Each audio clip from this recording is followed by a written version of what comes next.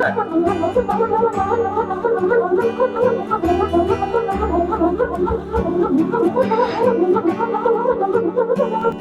दोस्तों अब हम बनाने जा रहे हैं साइन इन बलून। तो वो एक बलून लेंगे, एक हेक्सागोनल नट लेंगे, उसके अंदर डाल देंगे और इसे फुलाएंगे।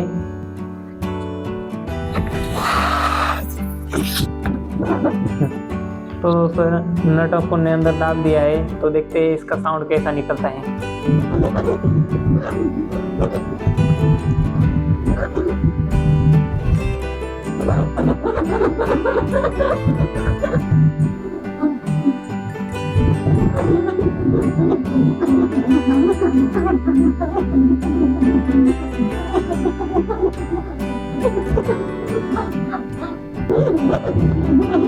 तो दोस्तों इसका देखिए अजीब सा एक लाउड साउंड आ रहा है।